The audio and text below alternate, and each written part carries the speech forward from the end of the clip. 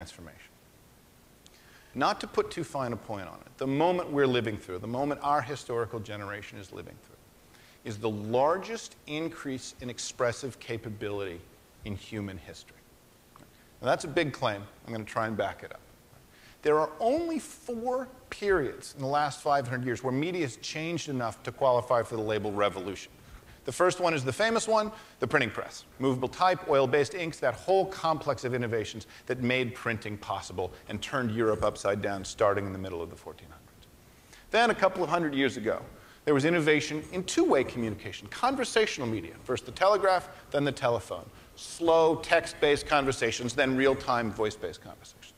Then, about 150 years ago, there was a revolution in recorded media other than print. First photos, then recorded sound, then movies, all encoded into physical objects. And finally, about 100 years ago, the harnessing of electromagnetic spectrum to send sound and images through the air, radio and television. This is the media landscape as we knew it in the 20th century. This is what those of us of a certain age grew up with and are used to. But there's a curious asymmetry here. The media that's good at creating conversations is no good at creating groups, and the media that's good at creating groups is no good at creating conversations. If you want to have a conversation in this world, you have it with one other person. If you want to address a group, you get the same message and you give it to everybody in the group, whether you're doing that with a broadcasting tower or a printing press. That was the media landscape as we had it in the 20th century. And this is what changed. This thing that looks like a peacock hit a windscreen is Bill Cheswick's map of the internet. He traces the edges of the individual networks and then color codes them. The internet is the first medium in history that has native support for groups and conversation at the same time. Whereas the phone gave us the one-to-one pattern, and television, radio, magazines, books gave us the one-to-many pattern, the internet gives us the many-to-many pattern. Right? For the first time, media is natively good at supporting these kinds of conversations. That's one of the big changes.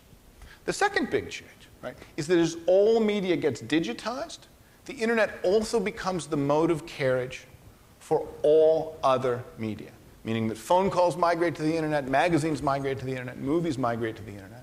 And that means that every medium is right next door to every other medium. Right?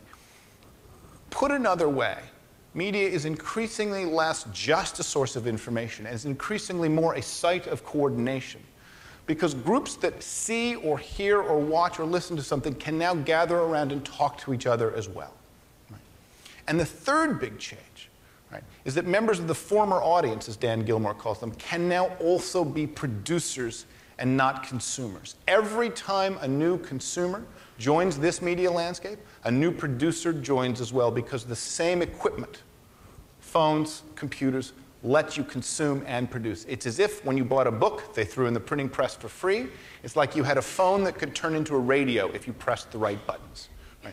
That is a huge change in the media landscape we're used to. And it's not just internet or no internet. Right? We've had the internet in its public form for almost 20 years now. And it's still changing as the media becomes more social. It's still changing patterns, even among groups who know how to deal with the internet well.